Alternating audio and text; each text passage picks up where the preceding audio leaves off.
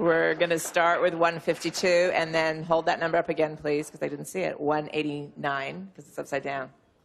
So 162 and then 189. Just give me a minute. Over here. Hi, Leslie Master from ABC News. It's so good to see you. Congratulations. My question is for you, Kevin. What is it like to win your first Oscar after 21 nominations?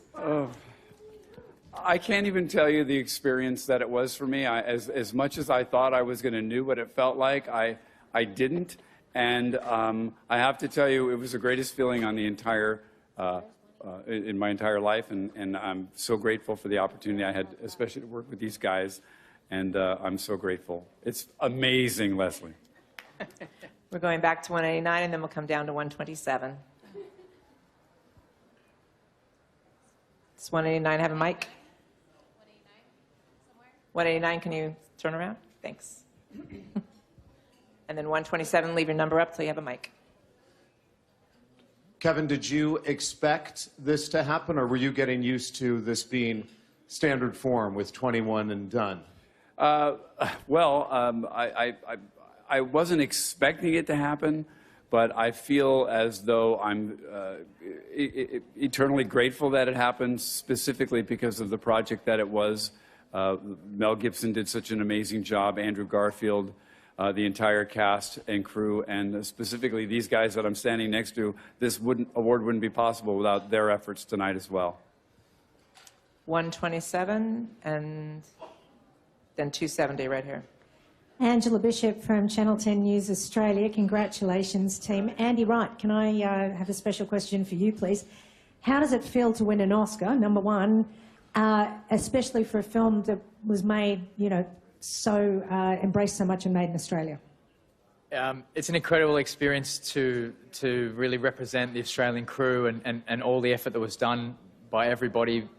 But it's extra special to be standing here with Kevin. I mean, when you think of Kevin O'Connell, Rob and myself working as sound mixers, we've idolised the films that he mixed. We grew up on the films that he's mixed.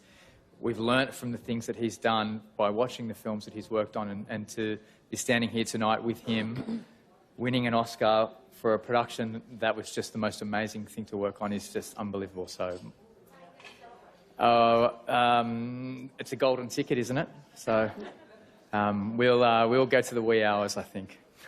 We're going to come down here to 270 and then to 216. You guys, you've got to hold these numbers up and leave them up until you have a mic in your hand. Right 270, here. then we'll go to 216. Right here, Kevin, Tanya Hart, American Urban Radio Networks. I don't know why you were surprised. I told you were going to win. I owe you one. You do. Good, I get to go to the parties then. In all of the 21 nominations that you've had, and you finally win for this one, which of the films, though, was the most difficult, do you think? Oh, that's a tough question, you know, because technology's been changing. Right. And so, golly, I would have to say I'm going to go back to 1986 with Top Gun. It was an incredible amount of work. It was a huge undertaking, and we didn't have automation, which we have now, that helps us do our job. So I think Top Gun was by and large, the most difficult film I might have worked on. We're going to 216, and then we will wrap it up with 258. Hi, congratulations. Andy, Robert, could you talk about what these last few weeks have been like going through this process, and what has Kevin taught you? What advice did he give you? What was the last few weeks like? Well, unimaginable, really. Yeah, we came all the way from Australia and met Kevin, and he's been, you know, a mentor to us and taught us a whole lot of stuff, you know, from the craft through to you know, he's a great humanitarian, and he's very generous with his time and with his knowledge.